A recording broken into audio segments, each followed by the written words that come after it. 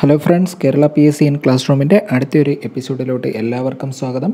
ഇന്ന് നമ്മൾ ഉൾപ്പെടുത്തിയിരിക്കുന്നത് assistant professor in civil engineering under technical education engineering കോളേജസിൻ്റെ കാറ്റഗറി 139/2016 ചോദിച്ച കുറച്ച് ഇലക്ട്രിക്കൽ ക്വസ്റ്റ്യൻസും അവയുടെ ഉത്തരവും പിന്നെ അതുമായിട്ട് ബന്ധപ്പെടുന്ന അനുബന്ധമായിട്ടുള്ള കാര്യങ്ങളുമാണ് ഉൾപ്പെടുത്തിയിരിക്കുന്നത്. അപ്പോൾ നമ്മുടെ ചാനൽ ഇതുവരെ സബ്സ്ക്രൈബ് ചെയ്യാത്ത കൂട്ടുകാരുണ്ടെങ്കിൽ ഒന്ന് സബ്സ്ക്രൈബ് ചെയ്യുക. തൊട്ടടുത്ത് കാണുന്ന ബെൽ ഐക്കൺ കൂടി നിങ്ങൾ എനേബിൾ ചെയ്താൽ ഞങ്ങളിടുന്ന പുതിയ വീഡിയോസ് നിങ്ങൾക്ക് നോട്ടിഫിക്കേഷനായി ലഭിക്കുന്നതായിരിക്കും. അപ്പോൾ നമുക്ക് ഡയറക്റ്റ് ക്ലാസ്സിലോട്ട് കിടക്കാം.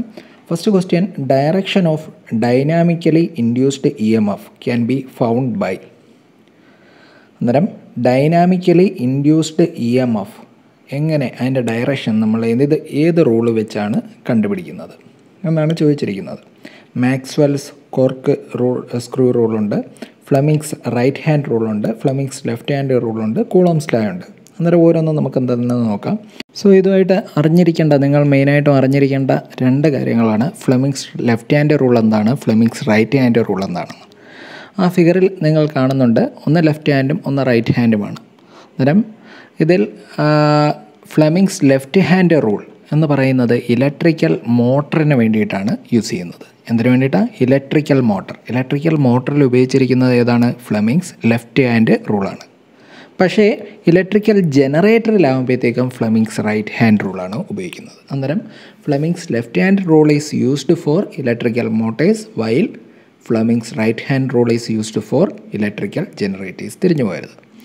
When a current carrying conductor is placed under a magnetic field, a force acts on the conductor.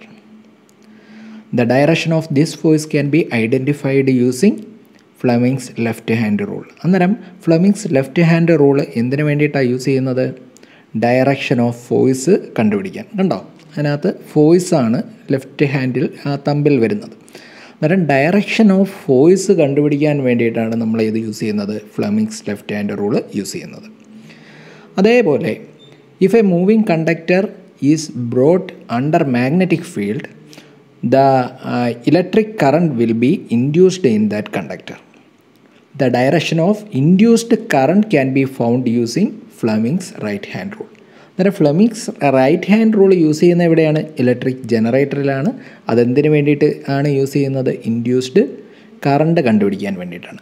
ഒന്നുകൂടെ പറയാം, Fleming's left hand rule use ചെയ്യുന്നത് എവിടെയാണ്? ഇലക്ട്രിക് മോട്ടേഴ്സിലാണ്. അതേസമയം Fleming's right hand rule use ചെയ്യുന്നത് ഇലക്ട്രിക് ജനറേറ്ററിലാണ്. Fleming's left hand rule use ചെയ്യുന്നത് എന്ത് കണ്ടുപിടിക്കാൻ വേണ്ടിയിട്ടാണ്? എന്ത് കണ്ടുപിടിക്കാനാണ്? ഡയറക്ഷൻ ഓഫ് ഫോഴ്സ് കണ്ടുപിടിക്കാനാണ്. Fleming's right hand rule use ചെയ്യുന്നത് എന്ത് കണ്ടുപിടിക്കാൻ വേണ്ടിയിട്ടാണ്? ഇൻഡ്യൂസ്ഡ് കറണ്ട് കണ്ടുപിടിക്കാൻ വേണ്ടിയിട്ടാണ്. ക്വസ്റ്റ്യൻ ഒന്നുകൂടെ നോക്കുക. Direction of dynamically induced EMF can be found by Fleming's right hand rule. Force ആയിരുന്നെങ്കിൽ നമ്മൾ എന്ത് പറഞ്ഞേനെ?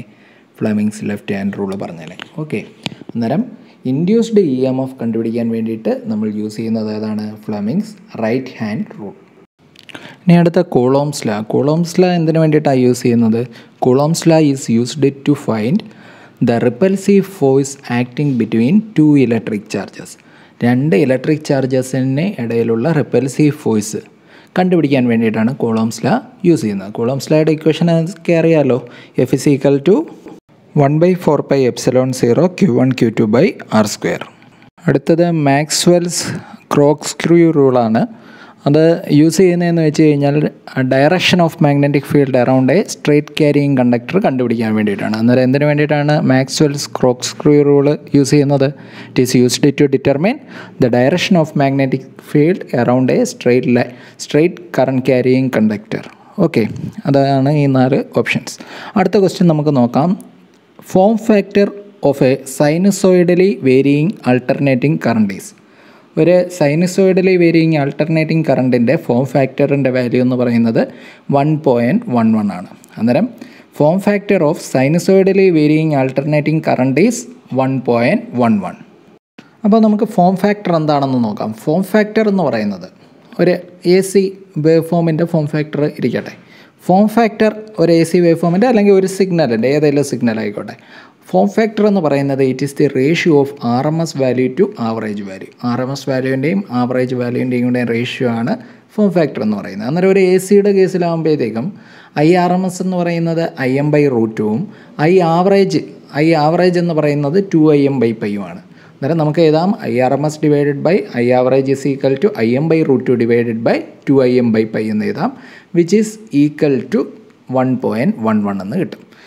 അന്നേരം ഇതെന്തായാലും പഠിക്കുന്നുണ്ടല്ലോ, അന്നേരം നമുക്ക് ബാക്കിയുള്ള വേവ് ഫോമിൻ്റെയും കൂടെ ജസ്റ്റ് ഒന്ന് അറിഞ്ഞിരിക്കുക. സൈൻ വേവിൻ്റെ കേസിലുള്ള RMS വാല്യൂ എന്ന് പറയുന്നത് എന്താണ്? 1/√2 ആണ്, അല്ലെങ്കിൽ 0.7071 ആണ്. അതേസമയം ട്രയാങ്കുലർ വേവിൻ്റെ കേസിലാകുമ്പോൾ RMS വാല്യൂ എന്ന് പറയുന്നത് 1/√3 ആവും. സ്ക്വയർ വേവിൻ്റെ കേസിലാകുമ്പോഴത്തേക്ക് RMS വാല്യൂ 1 ആണ്. സോ ടൂത്തിൻ്റെ കേസിലാകുമ്പോഴത്തേക്ക് RMS വാല്യൂ 1/√3 ആണ്. ഓക്കെ, ഇനി ഫോം ഫാക്ടർ. അന്നേരം സൈൻ വേവിൻ്റെ കേസിലുള്ള നമ്മൾ പഠിച്ചു കഴിഞ്ഞു എന്താണ് 1.11. ട്രയാങ്കുലർ വേവിൻ്റെയും സോറ്റൂത്ത് വേവ് ഫോമിൻ്റെയും കേസിൽ ഫോം ഫാക്ടറിൻ്റെ വാല്യൂ പഠിച്ചു വെച്ചേക്കുക 1.154. എത്രയാണ്? 1.154. സ്ക്വയർ വേവിൻ്റെ കേസിൽ ഫോം ഫാക്ടറിൻ്റെ വാല്യൂ എന്ന് പറയുന്നത് 1 ആണ്. ഓക്കെ, അടുത്ത ക്വസ്റ്റ്യൻ നോക്കാം. അടുത്ത ക്വസ്റ്റ്യൻ ഇതാണ്. In a delta connected 3-phase supply system phase current is given by. അന്നേരം delta connected 3-phase supply system phase current is given by 1/√3 times line current. Phase current എന്ന് പറയുന്നത് എത്രയായിരിക്കും? 1/√3 ടൈംസ് ലൈൻ കറണ്ട് ആയിരിക്കും. അന്നേരം നമുക്ക് ഇത് പഠിക്കുമ്പോഴത്തേക്കും star കണക്ഷനും delta കണക്ഷനും എന്താണെന്ന് അറിഞ്ഞിരിക്കണം. അന്നേരം നമുക്ക് സ്റ്റാറും ഡെൽറ്റയും എങ്ങനെയൊക്കെയാണ് അത് തമ്മിലുള്ള ഡിഫറൻസും കാര്യങ്ങളും എല്ലാം നമുക്ക് നോക്കാം. അപ്പോൾ ഈ ഫിഗറിൽ കാണുന്നതാണ് സ്റ്റാർ കണക്ഷനും അതേപോലെ ഡെൽറ്റ കണക്ഷനും. നിങ്ങൾക്ക് കാണുമ്പം തന്നെ മനസ്സിലാവും ഇതാണ് സ്റ്റാറും ഇതാണ് ഡെൽറ്റയും.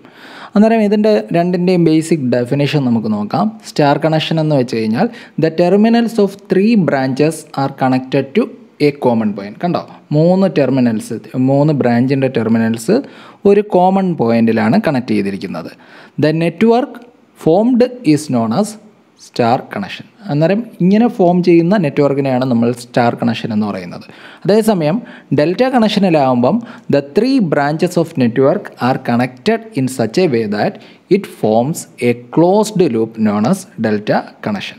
അന്നേരം അതിൽ നോക്കേ, ഡെൽറ്റ കണക്ഷനിലായപ്പോഴത്തേക്കും ഇത് കണക്ട് ചെയ്ത് എന്ത് ഫോം ചെയ്തിരിക്കുന്നു? ഒരു ലൂപ്പ് ഫോം ചെയ്തിരിക്കുന്നു, ഒരു ക്ലോസ്ഡ് ലൂപ്പ് ഫോം ചെയ്തിരിക്കുന്നു. അതിനെയാണ് നമ്മൾ എന്തെന്ന് പറയുന്നത്? ഡെൽറ്റ കണക്ഷൻ എന്ന് പറയുന്നത്. ഇനി അടുത്തത് ന്യൂട്രൽ പോയിൻ്റ് നോക്കാം. Neutral point or star point exist in the star connection. Star കണക്ഷനിൽ എന്തുണ്ട്? ന്യൂട്രൽ പോയിൻ്റ് അല്ലെങ്കിൽ സ്റ്റാർ പോയിൻ്റ് ഉണ്ട്. കണ്ടോ, അതിനകത്ത് നിങ്ങൾക്ക് N എന്ന് പറയുന്ന ഒരെണ്ണം കാണാൻ സാധിക്കുന്നുണ്ടല്ലോ, അതാണ് ന്യൂട്രൽ പോയിൻ്റ്. അതേസമയം ഡെൽറ്റ കണക്ഷനിൽ എന്തില്ല? ന്യൂട്രൽ പോയിൻ്റ് ഇല്ല.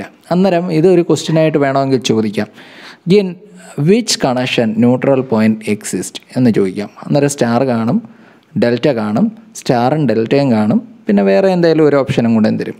അങ്ങനെയാണെങ്കിൽ നമുക്ക് ന്യൂട്രൽ പോയിൻ്റ് കാണുന്നത് ഏതിലാണ്? സ്റ്റാർ കണക്ഷനിലാണ്. ന്യൂട്രൽ പോയിൻ്റ് കാണാത്തത് ഏതിലാണ്? ഡെൽറ്റ കണക്ഷനിലാണ്. ഇനി അടുത്തത് നമുക്ക് നോക്കാം. അടുത്തതെന്ന് പറയുന്നത് ലൈൻ ആൻഡ് ഫേസ് കറണ്ട് തമ്മിലുള്ള റിലേഷനാണ്. ഓക്കെ, അന്നേരം സ്റ്റാർ കണക്ഷനിൽ line current is equal to phase കറണ്ടാണ്. സ്റ്റാർ കണക്ഷനിൽ എന്ത് ഈക്വലാണ്? ലൈൻ കറണ്ടും ഫേസ് കറണ്ടും ഈക്വലാണ്. അതേസമയം നമ്മൾ ഡെൽറ്റ കണക്ഷനിലോട്ട് വരുമ്പോൾ line current is equal to √3 times of phase current. Line current എന്ന് പറയുന്നത് എത്രയാണ്? √3 ടൈംസ് ഓഫ് ഫേസ് കറണ്ടാണ്. ഓക്കെ, അന്നേരം ഇതാണ് തിരിച്ച് നമ്മളെ ക്വസ്റ്റ്യനിൽ വന്നിരിക്കുന്നത് അല്ലേ? നമ്മുടെ ക്വസ്റ്റ്യനിൽ വന്നിരിക്കുന്നത് എന്താണ്? ഫേസ് കറണ്ട് എന്ന് പറയുന്നത് എത്രയാണെന്നാണ് ചോദിച്ചിരിക്കുന്നത്. അന്നേരം ഫേസ് കറണ്ട് എന്ന് പറയുന്നത് എന്താണ്? 1/√3 ടൈംസ് ഓഫ് ലൈൻ കറണ്ട് ആയിരിക്കും. ഓക്കെ, അങ്ങനെ തിരിച്ചു വേണമെങ്കിൽ നിങ്ങൾക്ക് പറയാം. ഇനി അടുത്ത relation between line and phase voltage. Line വോൾട്ടേജിൻ്റെയും ഫേസ് വോൾട്ടേജിൻ്റെയും റിലേഷനാണ്. അന്നേരം ഒരു കാര്യം ഓർക്കുക, സ്റ്റാർ കണക്ഷനിൽ line voltage is equal to √3 times phase voltage. സ്റ്റാറിലാകുമ്പം ലൈൻ വോൾട്ടേജ് എന്ന് പറയുന്നത് √3 ടൈംസ് ഫേസ് വോൾട്ടേജ് ആയിരിക്കും. അതേസമയം ഡെൽറ്റയിലാകുമ്പോൾ line voltage is equal to phase voltage. അന്നേരം വോൾട്ടേജ് സെയിം ആയിട്ട് വരുന്ന ഏതിലാണ്? ഡെൽറ്റ കണക്ഷനിൽ. കറണ്ട് സെയിം ആയിട്ട് വരുന്ന ഏതിലാണ്? സ്റ്റാർ കണക്ഷനിൽ. അത് ഓർത്ത് വെച്ചേക്കണം. ഇതാണ് അങ്ങോട്ടും ഇങ്ങോട്ടും എല്ലാവർക്കും തിരിഞ്ഞു പോകുന്നത്. അന്നേരം വോൾട്ടേജ് സെയിം ആയിട്ട് വരുന്നത് ഏതിലാണ്? ഡെൽറ്റ. കറണ്ട് സെയിം ആയിട്ട് വരുന്നത് സ്റ്റാർ കണക്ഷൻ. ഇനി അടുത്ത നമുക്ക് ഇതിൻ്റെ രണ്ടിൻ്റെ സ്പീഡ് നോക്കാം. സ്റ്റാറിൻ്റെ കേസിൽ the speed of star connected motor is slow as they receive 1/√3 of the voltage. അന്നേരം ഒരു കാര്യം ഓർക്കുക, സ്റ്റാർ കണക്റ്റഡ് മോട്ടോഴ്സ് എന്ന് പറയുന്നത് സ്പീഡ് കുറവായിരിക്കും. ക്ലിയർ? സ്റ്റാർ കണക്റ്റഡ് മോട്ടേഴ്സ് എന്തായിരിക്കും? സ്പീഡ് കുറവായിരിക്കും. അതേസമയം ഡെൽറ്റ കണക്റ്റഡ് ആകുമ്പോൾ the speed of delta connected motor is high because each phase gets the total of the line voltage. കാരണം ഡെൽറ്റ കണക്റ്റഡിന് സ്പീഡ് കൂടുതലായിരിക്കും. ക്ലിയർ ആയല്ലോ? ഇനി അടുത്തത്, phase voltage is low as 1/√3 times of line voltage. അന്നേരം phase voltage സ്റ്റാറിൻ്റെ കേസിൽ വരുമ്പോഴത്തേക്കും 1/√3 ടൈംസ് ലൈൻ വോൾട്ടേജ് ആയിരിക്കും. അതേസമയം മറ്റേ ഡെൽറ്റയുടെ കേസിൽ ഫേസ് വോൾട്ടേജും ലൈൻ വോൾട്ടേജും എന്താണ്? ഈക്വലാണ്. അത് നമ്മൾ നേരത്തെ പറഞ്ഞ കാര്യം തന്നെയാണ്. ഓക്കെ, ഇനി അടുത്ത നമ്പർ ഓഫ് ടേൺസ് ആണ്. സ്റ്റാറിൻ്റെ കേസിൽ requires less number of turns, കുറച്ച് നമ്പർ ഓഫ് ടേൺസ് മതി. അതേസമയം ഡെൽറ്റയുടെ കേസിലാകുമ്പോൾ requires large number of turns. Okay, ഇനി ഇൻസുലേഷൻ ലെവലും അതേപോലെ കുറവ് മതി. സ്റ്റാറിൻ്റെ കേസിൽ high insulation is required for ഡെൽറ്റയുടെ കേസിൽ ഹൈ ഇൻസുലേഷൻ്റെ ആവശ്യമുണ്ട്. ഇനി network type mainly used in star connection is mainly used in power transmission network. Delta use ചെയ്യുന്നത് പവർ ഡിസ്ട്രിബ്യൂഷൻ നെറ്റ്വർക്കിലാണ്. സ്റ്റാർ യൂസ് ചെയ്യുന്നത് എവിടെയാണ്? പവർ ട്രാൻസ്മിഷൻ നെറ്റ്വർക്കിലാണ്. ഡെൽറ്റ യൂസ് ചെയ്യുന്നത് പവർ ഡിസ്ട്രിബ്യൂഷൻ നെറ്റ്വർക്ക്സിലാണ്. ഓക്കെ, ഇനി വോൾട്ടേജ് നോക്കാം. സ്റ്റാറിൽ ഈച്ച് വൈൻഡിങ് റിസീവ് 230 വോൾട്ട്. അതേസമയം ഡെൽറ്റയുടെ കേസിൽ ഓരോ വൈൻഡിങ്ങിലും കിട്ടുന്നത് 414 വോൾട്ടായിരിക്കും. ഓക്കെ, ഇനി ടൈപ്പ് ഓഫ് സിസ്റ്റം നമുക്ക് നോക്കാം. Both 3 phase 4 wire and 3 phase 3 wire system can be derived in star connection. 3 phase 4 wire സിസ്റ്റവും അതേപോലെ 3 ഫേസ് 3 വയർ സിസ്റ്റവും ഏതിനകത്തുണ്ട്? സ്റ്റാർ വയറിലുണ്ട്. അതേസമയം 3 phase 4 wire system can be derived from the delta connection. Delta കണക്ഷനിൽ ഏതേ ഉള്ളൂ? 3 ഫേസ് 4 വയർ സിസ്റ്റം മാത്രമേ ഉള്ളൂ. ഓക്കെ, ഇനി നമുക്ക് അടുത്ത ക്വസ്റ്റ്യനിലോട്ട് പോകാം. Earth wire is usually connected to dash part of the electric heater. Earth wire എന്ന് പറയുന്നത് എവിടെയാണ്? ഇലക്ട്രിക് ഹീറ്ററിൻ്റെ ഏത് പാർട്ടിലാണ് കണക്ട് ചെയ്യുന്നതെന്നാണ് ക്വസ്റ്റ്യൻ. Answer metallic body. ഇത് കുറേ വട്ടം ചോദിച്ചിട്ടുള്ള ക്വസ്റ്റ്യൻ ആണ് കേട്ടോ. Earth wire is usually connected to dash part of the electric heater. എവിടെയാണ്? മെറ്റാലിക് ബോഡിയിലാണ് എർത്ത് വയർ കണക്ട് ചെയ്യുന്നത്. ഉള്ള കുറച്ച് ക്വസ്റ്റ്യൻസ് നമുക്ക് നോക്കാം. Type of earthing is very suitable in Rocky soil places. Rocky soil പ്ലേസസിൽ സ്യൂട്ടബിൾ ആയിട്ടുള്ള എർത്തിങ് ഏതാണെന്ന് ചോദിച്ചു കഴിഞ്ഞാൽ സ്ട്രിപ്പ് എർത്തിങ് ആണ്. ഇത് ജസ്റ്റ് നിങ്ങളൊന്ന് നോട്ട് ചെയ്തെടുക്കുക. ഇതൊക്കെ ചോദിച്ചിട്ടുള്ള ക്വസ്റ്റ്യൻ ആണ്, അതുകൊണ്ടാണ് പറയുന്നത്. ഓക്കെ, ഇനി അടുത്ത, what is the diameter of GI pipe through which earth wire needs to be taken. അന്നേരം ഡയമീറ്റർ എന്ന് പറയുന്നത് 13 മില്ലിമീറ്റർ ഡയമീറ്റർ ആണ് കേട്ടോ. ഇനി ഒരു ക്വസ്റ്റ്യനും കൂടെ കേട്ടോളാം, ഞാൻ അധികം ദീർഘിപ്പിക്കുന്നില്ല. What should be the value of earthing resistance for large power station. Large power സ്റ്റേഷനിൻ്റെ കേസിലുള്ള എർത്തിങ് റെസിസ്റ്റൻസിൻ്റെ വാല്യൂ എത്രയാണെന്ന് ചോദിച്ചു കഴിഞ്ഞാൽ 0.5 ഓം ആണ് കേട്ടോ. 0.5 ഓം. അപ്പം ഇന്ന് നമ്മൾ ഈ ഒരു 4 ക്വസ്റ്റ്യൻസാണ് നമ്മൾ ഡിസ്കസ് ചെയ്തത്. ഈ 4 ക്വസ്റ്റ്യൻസും അതുമായിട്ട് അനുബന്ധപ്പെട്ട കാര്യങ്ങളും എല്ലാവർക്കും മനസ്സിലായെന്ന് കരുതുന്നു. ഇച്ചിരി ലെങ്തി ആയിപ്പോയി, ക്ഷമിക്കുക. അത് പറയാതിരിക്കാൻ വയ്യാത്തതുകൊണ്ടാണ് അങ്ങ് പറഞ്ഞു പോയത്. ഓക്കെ, അന്നേരം എല്ലാവരും നല്ല രീതിയിൽ തന്നെ പഠിച്ചു പോവുക. ഈ വീഡിയോ ഇഷ്ടമായെങ്കിൽ, നിങ്ങൾക്കിത് ഉപകാരപ്പെട്ടെങ്കിൽ നിങ്ങൾ ലൈക്ക് ചെയ്യാനും നിങ്ങളുടെ അഭിപ്രായം കമൻറ്റായി രേഖപ്പെടുത്താനും മറക്കരുത്. ചാനൽ സബ്സ്ക്രൈബ് ചെയ്യാത്തവർ സബ്സ്ക്രൈബ് ചെയ്യുക. Okay, thanks for watching. Best wishes all of you. Thank U.